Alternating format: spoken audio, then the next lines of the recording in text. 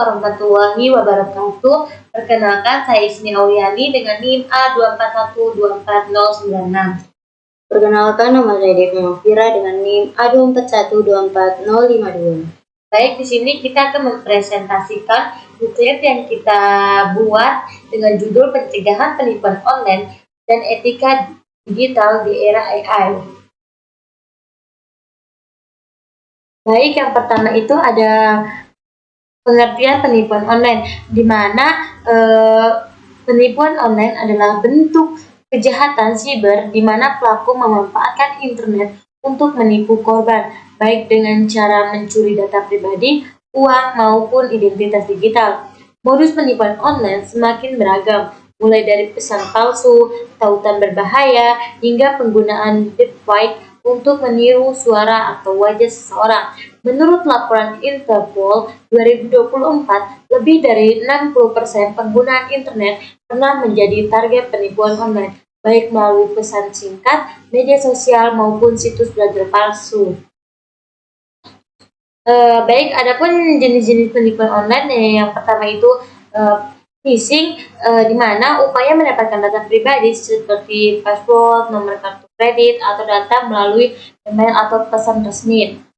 Baru yang kedua itu ada scam marketplace, di mana penipuan di toko online seperti produk tidak dikirim setelah pembayaran atau barang tidak sesuai dengan deskripsi. Yang ketiga itu ada investment fraud atau investasi bodoh. Pelaku menjanjikan keuntungan besar dalam bentuk singkat, biasa menggunakan skema Ponzi atau situs palsu. Yang keempat itu ada deepfake dan AI scan.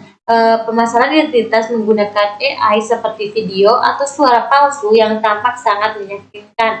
Yang kelima itu social engineering, di mana manipulasi psikologis agar korban memberi informasi pribadi atau uang secara sukarela.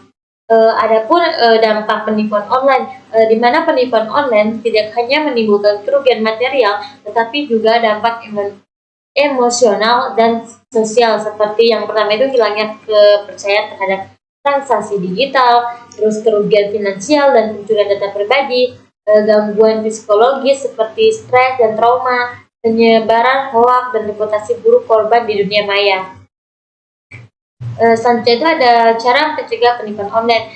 Untuk melindungi diri dari penipuan online, masyarakat perlu meningkatkan literasi digital dan mengikuti langkah-langkah pencegahan online. Pencegahan berikut, seperti jangan klik tautan mencurigakan dari sumber yang tidak dikenal. Terus berikutnya itu menggunakan autentikasi 2 faktor atau 2FA pada akun penting.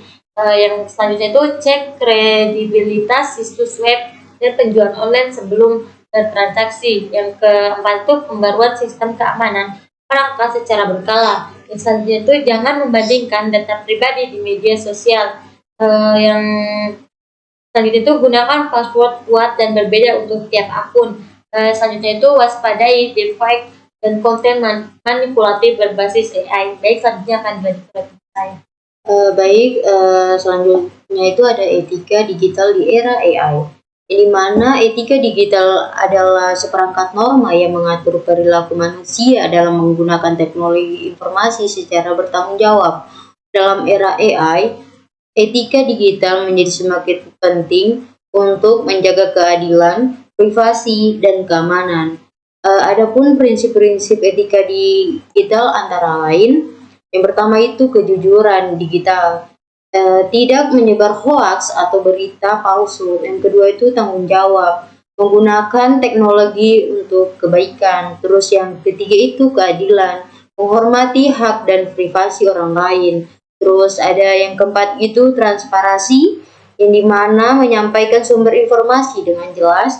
Terus ada empati, tidak melakukan perundangan atau komentar negatif di dunia maya. Terus selanjutnya itu peran AI dalam keamanan digital. AI tidak hanya menjadi sumber risiko, tetapi juga bagian dari solusi. Teknologi AI kini digunakan dalam yang pertama itu deteksi penipuan transaksi keuangan. Terus yang kedua itu sistem keamanan berbasis biometrik. Terus yang ketiga itu filter konten berbahaya dan spam. Terus yang keempat itu analisis ancaman cyber secara real time.